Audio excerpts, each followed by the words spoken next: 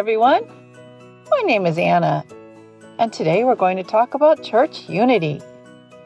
Haven't you noticed that many times there are problems in the church? Well, that's because the church is not a room with four walls, but is made up of people who think differently and have different customs.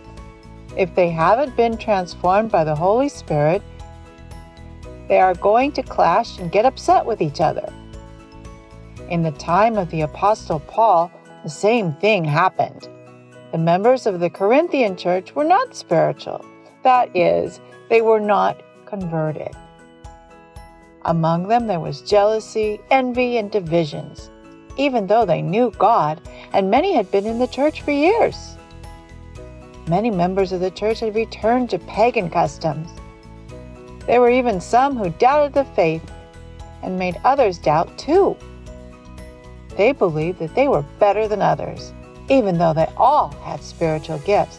You know, the talents that the Holy Spirit gives each person so they can share the gospel. The Apostle Paul wrote 2 letters to the Corinthians. In the first one, he corrected them and advised them to strive for unity, even though they were so different. And to always remember that love is more important than any of the other gifts. Let's listen to Chloe and Lydia, who are talking about the situation of the Corinthian church.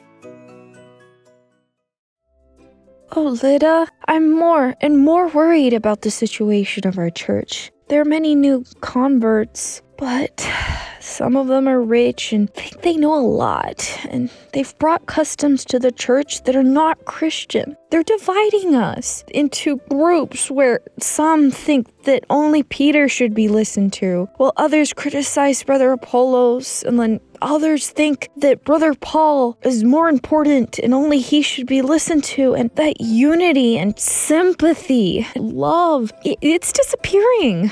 Yes, Chloe. The situation is very sad. Since our preacher Apollos left, there is disagreement among our brethren. How quickly we lost sight of the work he did here. Yes, and now the church has lost its direction completely. It's like a ship without a captain, and each member does what he thinks is best. Don't worry, Chloe. Remember that the head of the church is Jesus, and he has everything under control. He is the leader above all others. It's true, Lydia. The Apostle Paul did write in his first letter that the church he said it was like a body. And just as a body automatically obeys the head, the church should also automatically follow Jesus. Yes, you're right. The church is like a body composed of many members, each with different gifts and abilities. That's right. And so just as all the organs in a body need and help each other, all the members of the church also need and help each other. In the church, we should learn how to live together. We should never think that we can separate ourselves from the church to form new independent groups just because we don't always get along or agree with others. You know, some people say that when someone is jealous of another, it's because he hasn't yet discovered his own gift. And he hasn't yet found out what his job in the church is. Of course, there are those who think they should be the center of attention, but forget that all members are important. It's as if the feet were jealous of the hands because they don't write, or the ears were jealous of the eyes because they can't see. But without the feet, we couldn't move or jump, and without the ears, we couldn't hear. We couldn't learn, and we would have problems with balance. Yes, and the same thing happens when someone wants to force his will on the church. One member cannot and should not command the whole body. The body should work together as a whole. Each member has its own work to do or place to fill, and that should be respected by everyone. The vital organs of the body and the weaker organs should be protected, while the stronger organs should help move us forward. Even those that seem weaker in the faith, they fulfill an important function, and God can use them. But they have to allow themselves to be guided by his Spirit.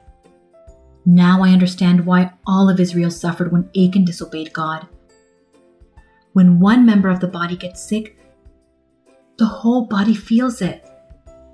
Likewise, if a member of the church suffers, the whole church must do everything possible to help.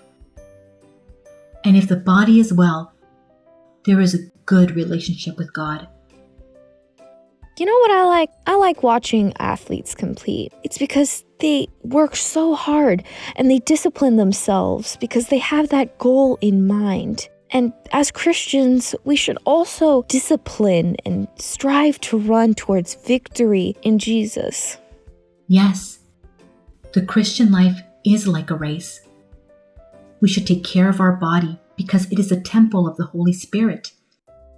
And in the same way, take care of each other so that the Holy Spirit dwells in our midst and we can use our gifts in the right way. Do you know what? I have good news. The church in Corinth got better. In his second letter to the Corinthians, Paul wrote that they had an eagerness to apologize and readiness to see that justice was done. They worked hard not to be offended and not to feel that they were any better than others. God worked in that church, and there was no longer division among them, nor were they divided by favoritism. So kids, behave well. Don't make fun of your classmates at school, at church, or anywhere.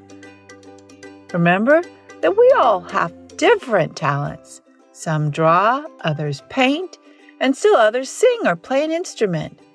And there's even some who can preach. Respect each other, help each other. Don't be proud or selfish. Share your knowledge with others so that the Church of Christ will be successful and stay healthy. In today's activity, draw a picture of a human body and choose 3 organs to learn about. Find out what their different functions are and how they help the rest of the body.